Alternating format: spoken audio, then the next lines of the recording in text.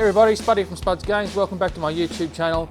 Today's video, I'm going to quickly run you through my Windows 98 gaming setup. Let's go.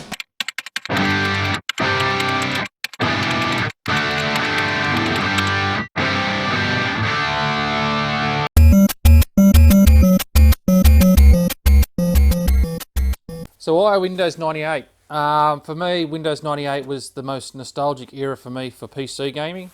So many great games, and I've also found that Windows 98, just from a compatibility purpose and ease of use, I just find it so much better than all the other operating systems. I haven't had too much to do with Windows 2000 or anything like that.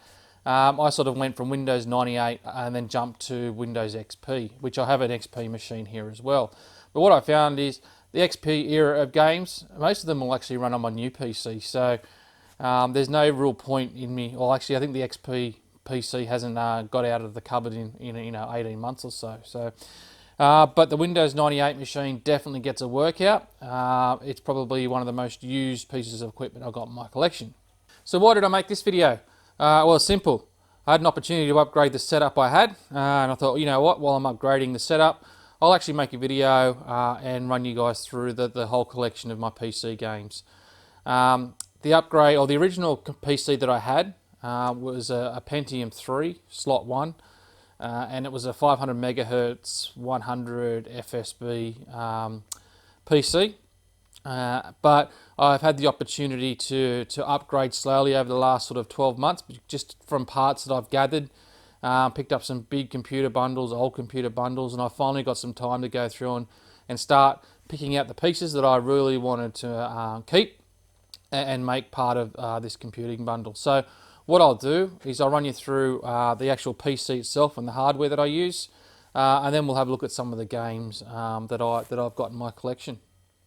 So let's move on to the internals of the PC itself, and don't worry, I'll get some close-up footage of it so you can see it, what's inside. But we'll start with the motherboard. It's a gigabyte motherboard, a slot 1 motherboard, currently running a 700 megahertz slot 1 processor, 256 cache and 100 front side bus. So it will run most games from that particular era quite well. There's no issues there. That was one of the upgrades that I did do from my old one. I was actually running a 500 megahertz. But I had picked up this new motherboard as part of a computing bundle that I picked up. So I thought, you know what, I'll throw it in there. I'll throw the new motherboard in there with the slot 1. The motherboard itself is a Gigabyte GA6VXE Plus. Now, one little thing to note, when you do make inquiries online and you're researching stuff, make sure you get the revision of the board.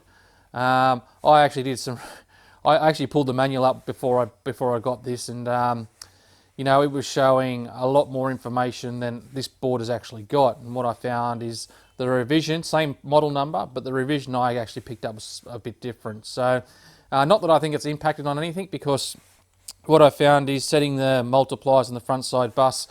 Front side bus is important, but the multipliers don't really seem to do anything. It doesn't matter what multiplier I pick, the BIOS still reads the correct CPU. The motherboard itself, originally when it came out in revision 1, it had dip switches right up to 850 megahertz, I think, and front side bus speeds from 66 right up to 150. This particular motherboard, you know, it stops at the multipliers 6.5, but all those front side bus speeds are still there. So what I ended up doing was setting the front side bus speed for 100, and then I just put it on the highest multiplier, which was 6.5. But it read 700 megahertz fine. So I think it doesn't really matter what multiplier I pick. I think the BIOS would pick it up, and the PC would pick it up anyway. The CPU itself, as I said, 700 megahertz. It's a copper mine. It's a 700E copper mine processor. So it does the job quite nicely for this particular era of games. The GPU that I'm running in it is a Voodoo 3000. 16 megabyte GPU. It's fantastic. I haven't had any issues with it whatsoever. It's played all the DOS games, not a problem. Played all my Windows games, not a problem. Having that glide feature is really nice. You know, some of the games look really, really nice with that 3D glide, you know, effect. that these cards have. And let's face it, the 3D effects, probably from 95 to 2000, maybe a little bit earlier, they really had a hold on the GPU market. Everyone at least wanted a Voodoo card, and I was lucky enough to pick up a bundle of 5 about 12 months ago. They weren't all 3s. There was a 2, there was a 2 1s, and I think there was also a 3D add-on card. So if you had a 2D card, the 3D effects card was kind of an add-on card that you would link to it, and it would give you those features. So that was a nice bundle to get, and obviously the best of them, which is the Voodoo 3000 16 megabyte card, has made its way into this machine. The sound card that I'm running is a Creative Labs Soundblaster Awe64. I just find I've always run these cards with any machine that I've built for Windows 98, if I can get them. I just found the compatibility really, really good with Windows. And DOS, it's a little bit tricky in DOS, and I'll give you guys some pointers for the DOS if you are having issues trying to get your sound card to work for pure DOS games. But yeah, back to the card itself, I find it's a really nice card, really good compatibility, and I haven't had any issues with it. With the DOS side of things, I've had issues before I ended up figuring out what was going on. If I ran a DOS game through Windows, it would work fine. Not a problem. And then, for instance, Duke Nukem here. So I'd run Duke Nukem through Windows. Initially, when I powered this thing up, worked fine, not a problem. Sound worked fine, beautiful. Run it in pure DOS mode, and I couldn't get anything to detect the Sound Blaster. Didn't matter what I picked. Did some reading online, actually searched, and I found on archive.org there was a Windows 3.1/DOS/95 installation CD. I thought, okay, right, I might download that ISO. It was an ISO, so it was nice and easy to make. Downloaded it, had all the Creative Labs tools on it for the Awe64. Installed it, and voila, all my games now work in DOS mode. Obviously, I had to set the auto exec bat file, all that sort of stuff. It did it all for me. Once I ran the installation of it, everything worked fine. So I'll post a link to that if you are struggling to get your Awe64 working in DOS mode. I haven't tested every single game in DOS mode, but I definitely know for like Duke Nukem, I've got it playing Awe32 on my Awe64 card, and it sounds awesome. So that's the sound card I've got, and as I said, I'll post a link to the archive.org file if you are having issues trying to get your Awe64 to playing DOS. The other thing I liked about this card is when you initially plug it in, if you're not super critical on the DOS side of things and you're happy to run it through Windows, it's all plug and play. You plug it in, Windows is able to detect it, install the drivers for it, and you run it through Windows, you won't have a problem.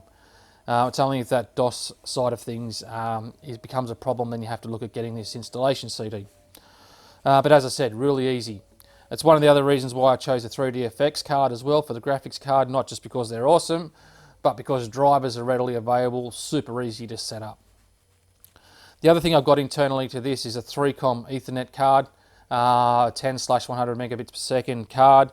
That's just for LAN parties. My old rig that I sort of pulled apart and put bits and pieces into this one, I'll now make up another rig for that one using the 500 megahertz. I'll put the Voodoo 2 in there as well, so it won't be quite as good as this one, but it'll certainly be enough to run that era of games. And when I've got friends over and stuff, I've got 2 PCs to play, and we have a bit of a competition against each other in Quake or whatever it is. So the 3-com card, the Ethernet card, super easy as well. It's a PCI card, and Windows automatically detected it, installed the drivers, works fine, not a problem. I can actually pull up very, very basic YouTube on it. I tried it the other day, so I don't stay online too long. Obviously, there's no virus protection on this whatsoever, but it's always funny to have a bit of a play around with it. The CRT itself, it's a Dell CRT. It's not a Trinitron Dell CRT, but it does the job nicely. I don't know if it's low hours or what, and I apologise for the flicking you can see there, but that's just the camera. It has a really, really nice picture, this monitor. I had a 17-inch monitor, but this is 19-inch, and I find the 19-inch nice size. You know, it's It's good for desktop gaming, and as I said, it produces a really nice picture. I cannot fault this monitor whatsoever. Coupled with the GPU, I've had no issues with it, and as I said, it looks fantastic. The speakers I've got, interesting story. So I picked up a new old compact, which was the 17-inch monitor that I was using, and it was new. It was boxed up, it was all hadn't been opened, and I didn't realise. But part of that bundle with that monitor, you actually got these JBL speakers with it. So I was running that 17-inch monitor, you know, pairing up with the JBL speakers, but at the end of the day, the 17-inch was just a bit small for me, but I certainly wasn't going to get rid of the JBL speakers. So they're awesome, those little speakers. They're not too well shielded. You still get a bit of static sometimes on startup, or if your mobile phone is, you know, cutting in and out, you do hear it through it. But for sound quality, coupled with the Awe64, it gives a really, really good sound. And last but not least, before I take the camera over and just show you the computer itself, what I run and how it looks, I've got some games up here. So some of my favourite games, you know, you'll notice the video before, Fallout over here, got original Manacom copy of Doom. I think the only thing that's missing is the manual in that, like the Doom manual itself.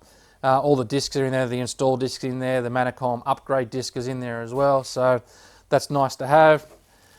Staple of any Windows 98 gaming, Age of Empires 1 and 2. I was lucky enough to pick up the bundle and the expansion packs in this collector's pack, which I think was released in about 2000, fully complete. Another staple for all those RPG fans, Baldurs Gate. You know, I really enjoy Baldurs Gate on PC. This game's awesome. The original and this one as well. Carmageddon 2. What I'll do is I'll run some of these games later on. I'll show you what they look like. But yeah, it's really, really, really good game. And then I've got some Sierra games down the front there. I don't know if you can see them, but when I bring the camera over, I'll show you them. The Black Cauldron and King's Quest. I haven't actually tested the King's Quest one there. It's a B drive. It's a 5.25 floppy, and I don't like really playing with them too much.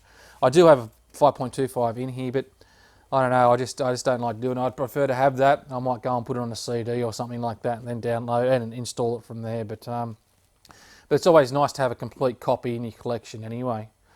So that's it for some of the games. I will go over and I'll show you all the games that I've got, all the box games I've got. I do have loose games as well. But what I'll do is I'll grab the camera off the tripod and I will show you the computer itself and show you the setup that I've got here.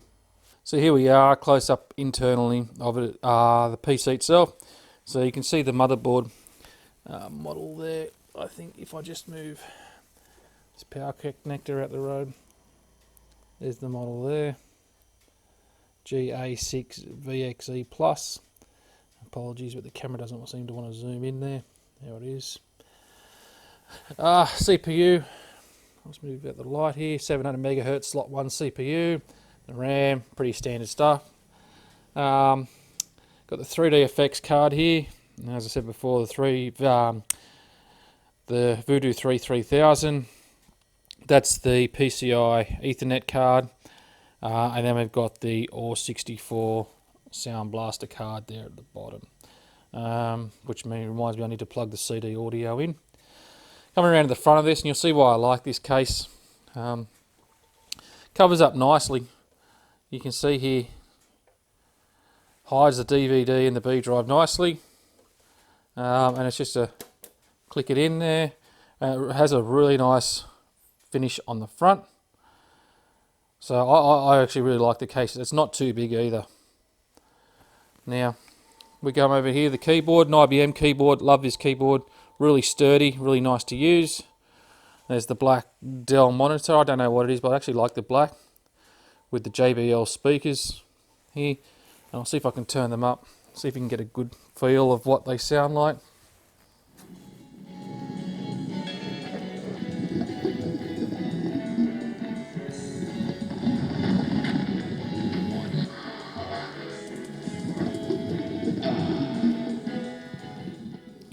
So they do a really good job there.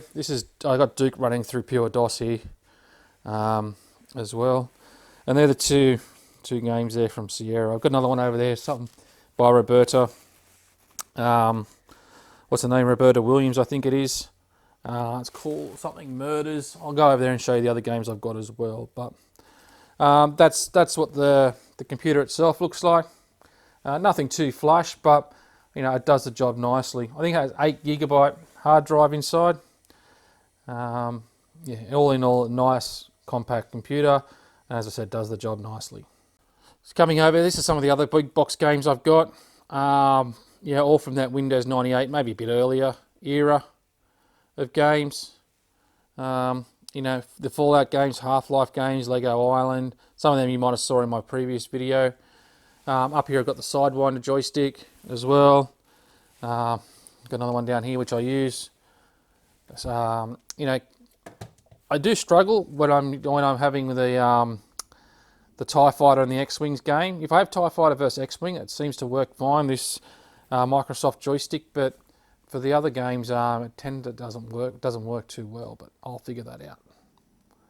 So yeah, a nice selection of games, not too many. I think I've got, you know, about 25 to 30 games all up.